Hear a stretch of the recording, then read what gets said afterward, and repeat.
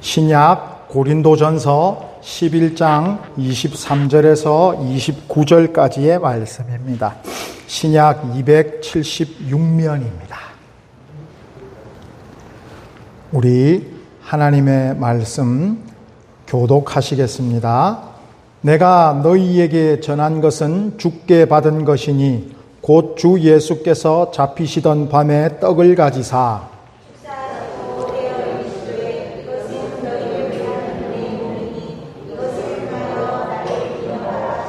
식후에 또한 그와 같이 잔을 가지시고 이르시되 이 잔은 내 피로 세운 새 언약이니 이것을 위하여 마실 때마다 나를 기념하라 하셨으니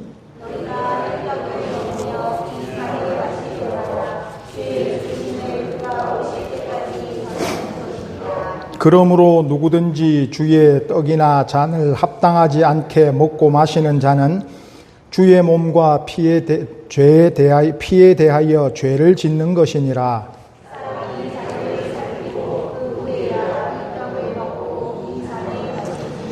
주의 몸을 분별하지 못하고 먹고 마시는 자는 자기의 죄를 먹고 마시는 것이니라.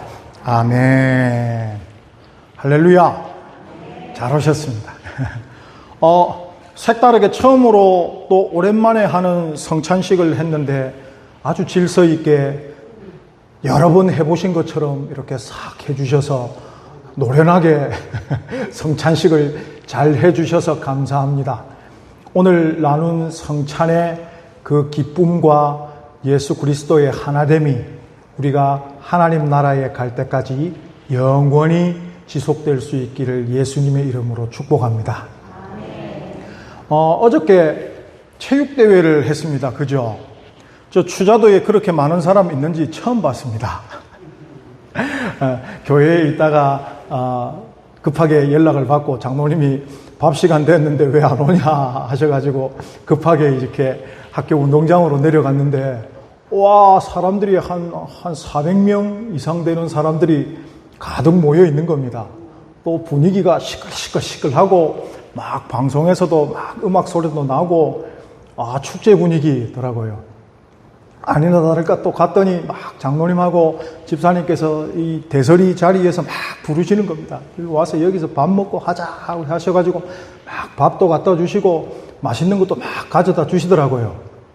앉아서 흐뭇하게 먹고 왔습니다. 흐뭇하게 감사하게 먹고 왔는데 오늘 이 본문을 묵상을 하다 보니까 어저께 있는 그 몇 가지 상황들 속에서 생각을 했습니다. 어떤 생각을 했냐면 이 성찬식이 본래 예수 그리스도께서 복음서에 잡히시던 날 전날 그 제자들과 함께 저녁 식사하시던 내용이거든요.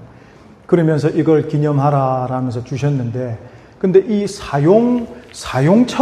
사용처라고 하기에는 좀 그렇지만 언제 이 성찬식을 초대교회 사람들은 했냐면 예배 드릴 때마다라고 생각하시면 됩니다. 왜냐하면 지금 우리처럼 이렇게 교회 건물이 정해진 것도 아니고 믿는 사람 누구 집에서 오늘 모인다더라. 그러면 이제 그 주변에 사는 믿는 사람들이 우르르 가서 같이 예배 드리는 거거든요. 근데 찬송가가 있겠습니까? 성경책이 있겠습니까? 아무것도 없거든요. 그냥 모여서 아이고 잘 지냈나? 그 친교를 나누는 겁니다. 예수님의 은혜로 잘 지냈나? 이번에 예수님의 은혜로 깨닫게 된 거 없나? 이런 걸 나누는 거거든요. 왜? 성경이 없으니까요. 그래서 성령을 받은 어떤 사람이 감동으로서 막 설교를 하면, 예를 들어서 그걸 방언으로 설교하면 그걸 해석하는 사람이 또 옆에 있는 겁니다. 그리고 방언으로 서로 찬양을 부르고 이렇게 헤어지는 게 보통 초대교회의 예배 방식이었거든요. 그래서 초대교회에서 참 중요하게 생각했던 게 뭐냐면 그 앞에 모여서 식사하는 거였습니다. 왜냐하면 이때 당시 시대가 신분 사회거든요. 지금은 우리 모두가 신분이 평등하잖아요. 그런데 이 시대는 노예가 있고 주인이 있고 이런 시대란 말입니다. 주인들은 또 시간이 많겠죠. 자기 시간 내서 어흠하고 가면 되는데, 종들은 집에 일 다 마쳐놓고 주인 눈치 보다가 잠깐 짬이 나면 얼른 와가지고 예배 드릴 수도 있는 그런 상황들이라는 겁니다. 그런데 고린도 교회를 이렇게 보고 있는 바울 선생님이 보니까 이거 뭔가 잘못됐다라는 걸 느낀 겁니다. 뭐가 잘못됐느냐 보니까 신분제 사회일 수도 있고 잘 사는 사람도 있고 못 사는 사람도 있을 건데, 이 모든 사람들이 예수님 앞에서 함께 성찬을 나누는 것은 공평해야 되고 평등해야 되는데 그게 아니라는 겁니다. 시간 있는 사람은 먼저 와서 홀라당 먹을 거 먹어버리고 뒤에 급하게 시간 내서 참 짬을 내서 온 사람들은 먹을 것도 없고, 잘 사는 사람들은 자기들끼리 에헴해서 먼저 좋은 자리에 앉아가지고 그렇게 먹고 마시고, 내가 뒤에 왔으니까 저쪽에 앉아라. 너는 뭐 누구 집 종이구나. 너는 저쪽에 앉아라. 이렇게 차별을 했던 것이죠. 그러니까 이게 얼마나 바울 선생님이 봤을 때 화가 나겠습니까? 사실 바울 선생님의 편지를 보면 내가 어떤 사람이냐면 나는 유대인 중에 유대인이고 로마 시민 중에 로마 시민이다 라는 것이 표현이 되거든요. 당시에 1등 시민이고 율법으로 해도 나는 유대인 중에 바리새인이다. 그리고 내가 공부한 게 당대 최고의 학문인데 나보다 잘난 사람이 있으면 나와봐라. 하지만 내가 이 모든 것을 중요하게 여기지 않는다. 예수 그리스도의 복음 때문에. 이렇게 말씀을 하셨거든요. 그러니까 지금 마음에 안 드는 게 뭐냐면 세상에 예수를 믿으면서도 이렇게 불평등하고 차별을 받으면서 살 수 있는가. 그렇기 때문에 이건 그래서는 안 된다라는 것을 온 교회의 편지로서 딱 뭐라고 할까요? 교회 법. 이제는 그렇게 하면 안 된다. 이거는 예수 그리스도께서 우리에게 자신의 살과 피를 주신 것하고는 너무 다르다. 그렇기 때문에 우리가 예배 시간에 앞서 모든 함께하는 친교의 교제는 성찬식으로 하되 이거 이렇게 지켜라 라고 편지를 한 것이 성만찬을 제정하신 뜻이라는 것이죠. 그러니까 오늘 본문을 보시면 내가 너희에게 전한 것은 주께 받은 것이니라고 되어 있습니다. 바울이 맨날 이 다른 사람들한테 항의 듣는 것 중에 하나가 당신은 예수님의 직접적인 제자가 아니잖아요. 이거를 항상 다른 사람들한테 항의를 많이 들었거든요. 당신은 사도입니까? 사도면 예수님의 직접적인 제자여야 되는데, 근데 이것에 대해서 지금 분명히 얘기하고 있는 건 뭐냐면 주께 받은 것이니 라고 지금 얘기를 하고 있는 겁니다. 그러니까 이거는 뭐냐면 내가 그 상황을 제자들한테 들었겠죠. 제일 중요한 건 제자들한테 들었지만 이 상황을 내가 예수님과 독대했을 때 혹은 아라비아 사막으로 가서 성령과 함께 지낼 때 이 분명한 예수님께서 마지막 만찬을 하실 때 그 마음과 의도와 뜻과 행동을 성령을 통해서 들었다라는 것입니다. 그러니까 분명히 얘기할 수 있는 것이죠. 이런 것 같아요. 어저께 식사를 하러 갔는데 뭐 아무도 저를 안 알아보셔도 아무런 상관은 전혀 없는데 갔는데 대설이 자리가 어딘지도 모르고 제가 이렇게 어물쩡 하다가 다른 자리 저 하추자에 있는 다른 자리에 가서 앉았습니다. 아는 사람도 없고 저보고 뭐 밥 먹으러 하는 사람도 없고 왜 왔나 이래 멀뚱멀뚱 저 인간은 누구지? 이렇게 멀뚱멀뚱 쳐다보고 있고 저도 이렇게 멀뚱멀뚱 쳐다보고 있으면 제가 거기서 밥 먹을 맛이 날까요? 안 날까요? 그래도 저는 밥을 먹을 겁니다. 기어이 가서 제가 밥 퍼먹을 겁니다. 그런데 기분은 조금 좋을까요? 안 좋을까요? 조금 안 좋을 것 같습니다.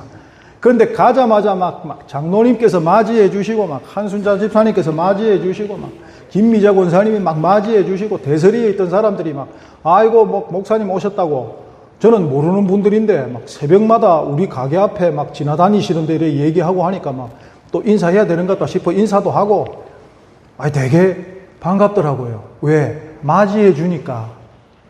예수 공동체가 이렇게 누군가를 맞이해 주는 곳이다라는 것을 바울 선생님이 얘기해 주고 있는 것입니다. 성찬식은 참 성찬식에서 마음 아픈 게 뭐냐면 세례 받으신 분들만 참여할 수 있다는 게 참 마음은 아픕니다. 예수 그리스도께서 모두에게 이렇게 문을 열어놓으셨다면 다 할 수 있지만 이 성찬식은 정해놓은 게 성도된 사람들만이 참여할 수 있다는 것이거든요. 당시에 성도라고 하면은 죄사함을 회개하고 죄사함을 받고 세례를 받아 성령을 선물로 받은 사람들, 이 성도들입니다. 그러다 보니까 성도들만 참여해서 그리스도의 그 마음을 이해할 수 있는 사람들은 믿는 성도들 뿐이다라는 것인데, 그 성도들 속에서 일어나는 일이 반갑게 맞이하여 주는 것도 아니고 차별을 하고 하는 것이니까 얼마나 바울 선생님이 거기서 화가 나고 골이 났을까요?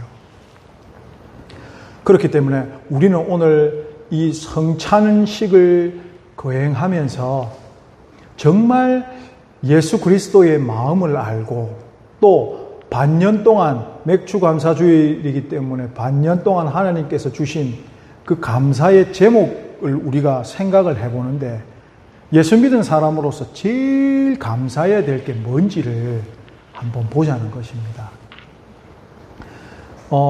수련회를 이렇게 청년들하고 수련회를 가가지고 뭘 해봤냐면, 감사의 제목 100가지 쓰기, 감사한 제목 한 100가지 써봐라 라고 과제를 줘봤습니다.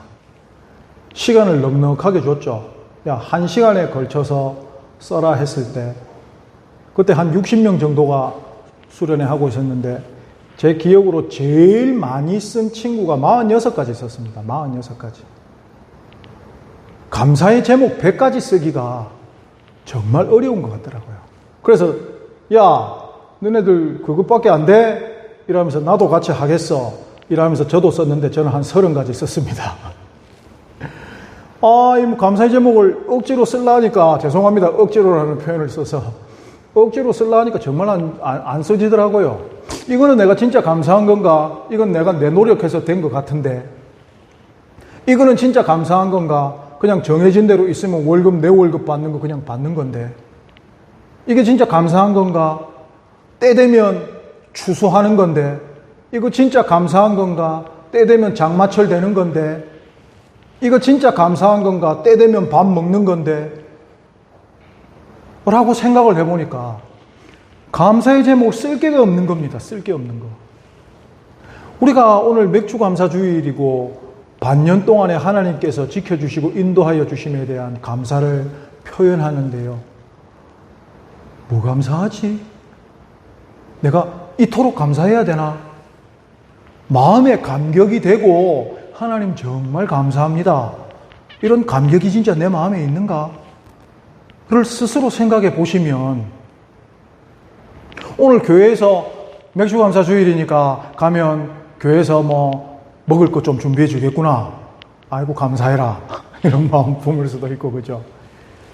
그런데 우리가 새로운 생명을 받은 거에 대해서 너무나 빨리 잊어버린 것 같습니다. 누군가가 내 목숨을 진짜 구해줬다면, 내가 바다에 빠져서 이젠 꼬록꼬록해서 난 이제 죽었구나 하는데 누가 손을 쑥 내밀어서 나를 싹 건져줬는데 얼마나 그 사람 감사하겠습니까? 차를 타고 가는데 뒤에서 차가 오는 걸 내가 못 보고 있는데 옆에 사람이 나를 확 잡아 당겨가지고 차가 싹 지나가고, 아이고 당신 아니었으면 내가 정말 이래 죽을 뻔했습니다, 얼마나 고맙겠습니다, 하다 못하더라도 제가 여기 가서 밥이라도 한 끼 사겠습니다 라고 하는 게 사람 마음 아니겠습니까? 그런데 하나님께서 예수 그리스도를 우리에게 보내셔가지고 영원히 죽고 형벌에 빠질 수밖에 없는 저희들을 위해서 독생자를 보내주시고, 그 예수 그리스도를 믿음으로써 우리에게 영원한 생명과 영원한 복을 주셨는데 우리가 너무 빨리 잊어버린 거 아닐까요? 마치 당연한 것처럼. 하나님이 나를 사랑하시니까 이거 그냥 해주실 만한 거 아닙니까? 내가 하나님의 사랑을 받을 그 정도 존재는 되지 않습니까? 라고 착각하는 거. 근데 예수님은 그런 우리들에게도 자신의 살과 피를 나눠주고 계신 것이죠. 성령이 너희의 마음을 새롭게 하면 내 마음을 너네들이 이해해 주겠지. 지금은 너희가 그렇게 살고 있지만 아버지 하나님의 그 크신 사랑을 성령님으로 인하여 또 나와 하나가 됨으로 해서 이제는 깨닫게 되겠지. 라고 예수 그리스도께서는 우리에게 기대를 하고 계신 겁니다. 언젠가는 진짜 너희 모든 성도가 나의 마음을 깨닫게 될 것이다. 라는 그 기대를 하고 계신 거라는 거죠. 그래서 우리가 그냥 때가 되어서 하는 성찬식이 아니라 성찬의 의미를 한 번씩 생각해 본다면 참 예수님이 나를 위해서 어떻게 피와 살을 주셨을까? 아이고 이렇게 상처 작은 거 손톱 밑에 가시 하나 박혀도 그렇게 따가운데 우리를 위하여 채찍을 맞으시고 십자가에 달리시고 그 피를 그렇게 흘리셨을까? 라고 생각하면 그 감사의 마음을 저희들이 참 전할 수가 없어 안타까울 그때가 오겠죠. 그럴 때 이제 예수님께서 뭘까요? 이 감사에 대한 표현을 어떻게 해주면 좋겠다라는 게 오늘 본문에 나와 있는 것입니다. 오늘 본문에서 보시면요. 회개하지 않거나 복음을 전할 마음이 없는 자들은 이 성찬을 먹는 것이 독이 된다라고 얘기를 26절에서 29절에 하고 있습니다. 또 하나님의 가장 큰 선물인 예수 그리스도 그분과 하나 될 수 있는 은혜를 주신 것이 인간에게 있어서 가장 큰 감사의 제목인데 그 감사의 삶을 사는 것은 차별하지 않으며 교회를 높이고 가난하고 힘없고 약한 자들을 살피면서 살며 그리스도의 복음을 전파하는 것이다. 이게 오늘 읽지는 않았지만 바로 앞에 있는 22절의 말씀 그리고 오늘 본문의 26절의 말씀에 나와 있는 것입니다. 차별하지 않으며 교회를 높이고 가난하고 힘없는 자들을 살피면서 살고 그리스도의 복음을 전파하는 것. 그게 뭐냐면 성찬을 제대로 이해하신 겁니다. 예수님께서 우리에게 피와 살을 주신 그 의도를 분명하게 이해한 것이라는 것이죠. 예수님께 우리가 감사합니다, 감사합니다 말만 해봐야 소용이 없다는 겁니다. 예수님께서 원하시는 그 삶을 그렇게 살 때 예수님께서 인식하신다는 것이죠. 너가 진짜 나에게 감사하고 있구나 라는 것입니다. 우리가 예수 그리스도로 인하여 새로운 생명을 얻어서 이 감사를 헌금만이 한다라고 되는 것도 아니고 뭐 입으로 감사합니다 한다라고 해서 되는 것도 아닙니다. 마음속으로 차별하지 않는 것. 내가 남들보다 신앙이 좋다라는 그런 생각이 드시면요. 남들보다 신앙 좋은 생각과 신앙 좋은 행동을 하시면 됩니다. 그러면 그게 증명되는 겁니다. 내 세월이 예수 믿는 세월이 수십 년 지났다라고 해서 꼭 예수 믿는 세월과 신앙의 수준이 비례하지는 않습니다. 얼마나 내주하시는 성령님과 함께함을 통하여 내가 성령님으로 인해 변화됐느냐 그 시간이 중요한 것입니다. 그래야 변화되는 것이죠. 그래야 구원을 이루는 것이죠. 그것입니다. 뭘까? 차별하지 않는 것이 뭘까? 본래 섬사람 또 바닷가에 사시는 분들이 좀 뭘까요? 생각은 그렇지 않은데 마음은 그렇지 않은데 말씀하시는 거나 행동들이 좀 거칠지 않습니까? 바다 사나이, 물질 하시는 분들 이런 것처럼. 하지만 뭘까요? 태도도 어떤 사람을 나보다 힘없고 약하고 혹은 신앙이 어린 사람들을 대하는 태도도 더 친절하면 안 될까요? 마치 예수님처럼 예수님이 다른 사람을 대하시던 태도처럼 저 인간 진짜 보기 싫은데 꼴 보기 싫은데 그런 사람 왜 없겠습니까? 하지만 내가 참자. 내가 저 사람을 위해서 기도하자. 인간 원수를 만났을 때는 기도하라는 것이 성경의 원칙이거든요. 저 인간 원수잖아요. 하다못해 예수님께서 원수를 사랑하라 하셨겠습니까? 기도해주자. 그 사람을 위해서 기도해주면 그 사람이 아무리 미운 짓을 해도 그 앞에서 미운 소리를 못하게 되어 있습니다. 그 사람을 위해서 기도해줬기 때문에, 기도하기 때문에. 그런 것이죠. 성찬 하나를 보더라도, 그리스도인들의 식사를 보더라도 차별하지 않고 이 신분 사회에서, 노예가 있고 주인이 있는 사회에서도 종과 주인이 함께 둘러앉아, 누구 성도님. 우리나라에도 초기에 기독교가 전파됐을 때 그 어떤 교회인가요?